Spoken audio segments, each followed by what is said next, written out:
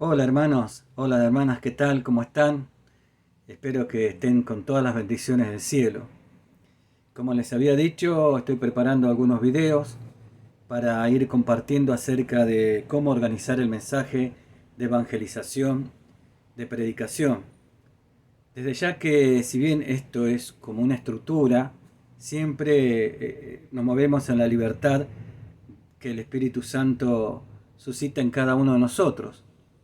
Y por eso el Espíritu Santo respeta nuestra personalidad, la unge y la respeta. Y también es bueno que nosotros nos sepamos a sí mismos respetar en ese carisma, en ese don que Él nos ha regalado. Algo que es muy bueno es nunca compararse con la forma o manera de predicar que puedan tener otros hermanos. Sí aprender, sí valorar aquello que vemos positivo, pero cada uno tiene que ser quien es. Y así, siendo uno quien es, Dios obra su gloria, su gracia, su bendición. Entonces, hoy les quiero compartir algunas partes de cómo organizar un mensaje de evangelización y predicación. En la organización del mensaje debemos considerar tanto el conjunto general como cada una de las partes de ese mensaje. ¿Se acuerdan que yo les había dicho que, como forma general, un mensaje de predicación consiste en la introducción o motivación inicial, la lectura bíblica, la ambientación, la aplicación, ejemplificación, imperativos y oración final?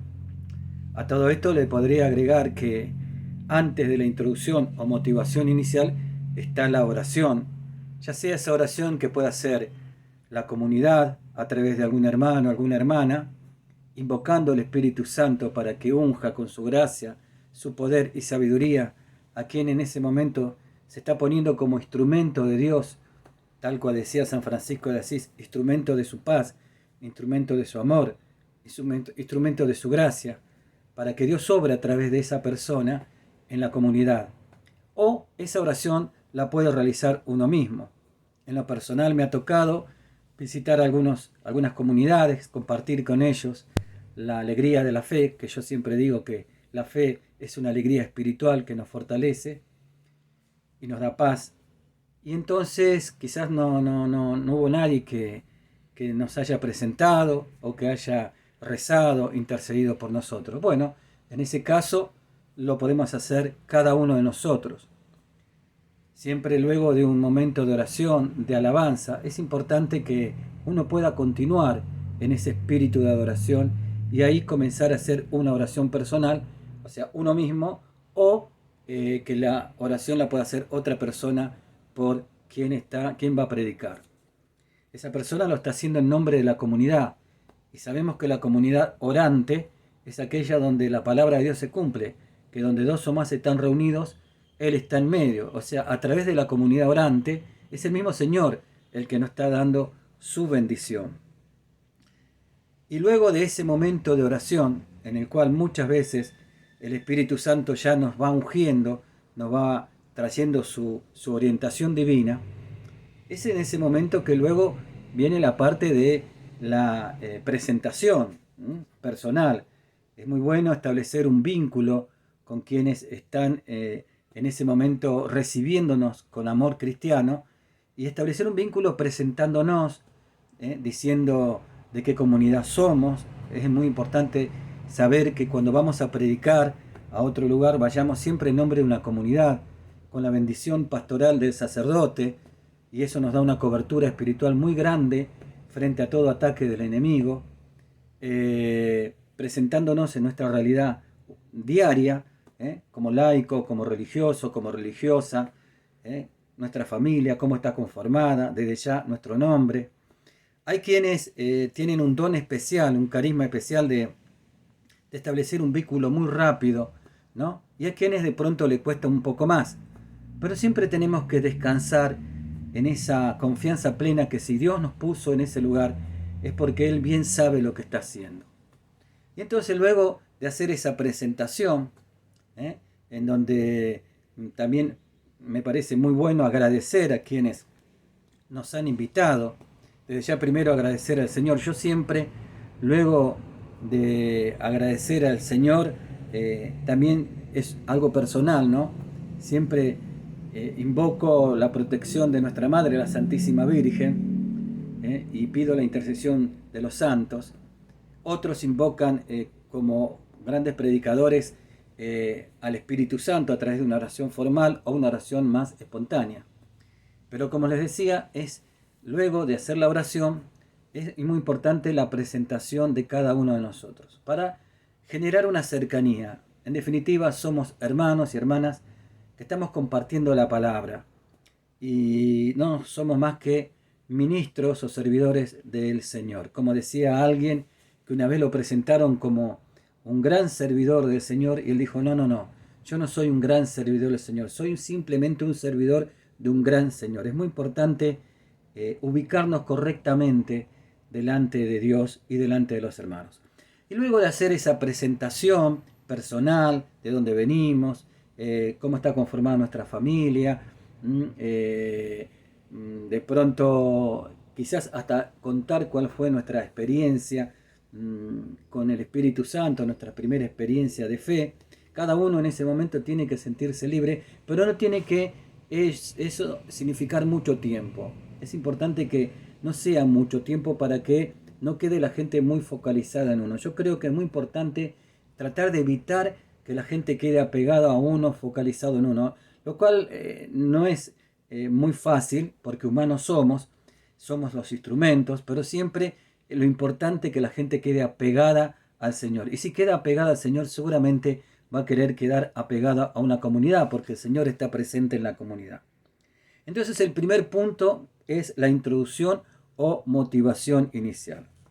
La motivación, como su nombre lo indica, consiste en animar a la gente para que escuche el mensaje. Se trata de disponerla para que no pierda nada de lo que vamos a ofrecerle. Sin embargo, muchos predicadores, por ejemplo, ocupan los primeros momentos de su mensaje en otras orientaciones, y en vez de motivar, muchas veces pueden llegar inclusive a desmotivar. Por ejemplo, diciendo, hermanos, ustedes saben que no sé predicar, pero bueno, me tocó a mí, no había otro mejor y entonces aquí estoy, ¿no? O decirle, qué sé yo, les voy a quitar o les voy a robar un poco de su tiempo. Es decir, son frases que en lugar de incentivar la sed y el hambre por la palabra que se va a predicar, más que nada produce como cierto desánimo. Porque si esa persona está diciendo, en realidad, hermanos, estoy aquí porque no había otro y me pusieron a mí, y bueno, aquí estoy, ya esa persona se está desvalorizando a sí mismo, pero no está desvalorizándose tanto a sí mismo, sino lo que el Señor puso en ella. Y eso es un mensaje que, en lugar de motivar, desanima. Por eso los minutos iniciales son para que la gente se sienta privilegiada de estar allí, porque va a recibir el mensaje que precisamente ellos están necesitando. ¿Cuáles son algunas de las formas que fomentan el interés y crean la expectativa? Puede ser lo que ustedes van a escuchar en estos pocos minutos, pueden cambiar el resto de su vida como cambió mi propia vida.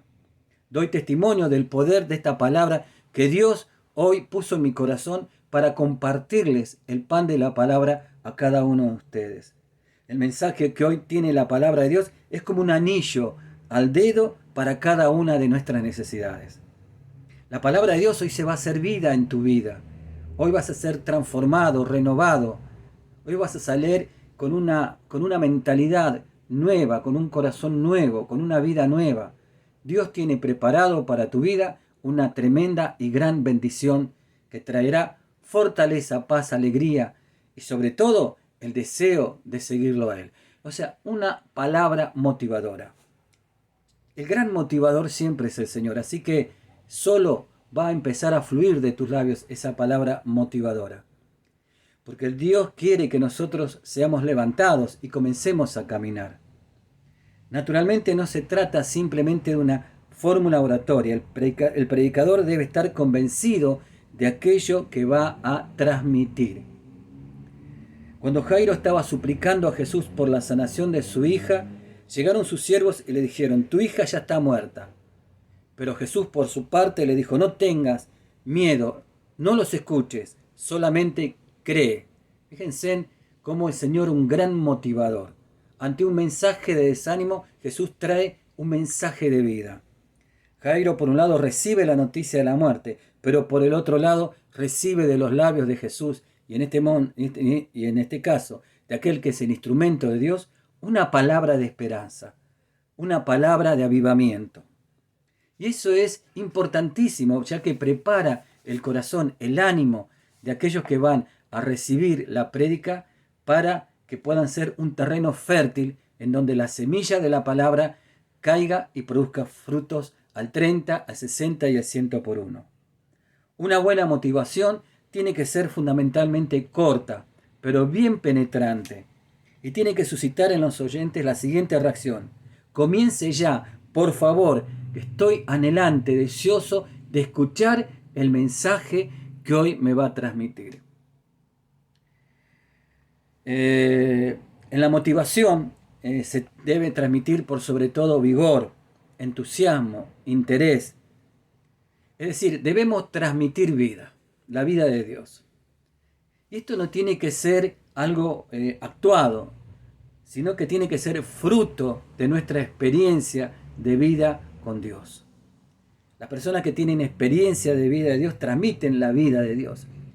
Y se nota mucho cuando algo es actuado o cuando algo es que se transmite como una experiencia de vida. Por lo tanto, tenemos entonces esa motivación primera, esa introducción, y es importante que esa introducción debe ser desde el corazón, porque la gente recibe de aquello que está en tu corazón. Y si en tu corazón está lleno del Espíritu Santo, va a recibir del Espíritu Santo. Por lo tanto, podemos decir que luego de la oración inicial, luego de la presentación, viene lo que decimos la motivación inicial. Esa motivación inicial es la que lleva a las personas al deseo, al anhelo, al hambre de recibir el mensaje que Dios a través de esa persona va a transmitir. Por lo tanto, tenemos ahí lo que sería la introducción.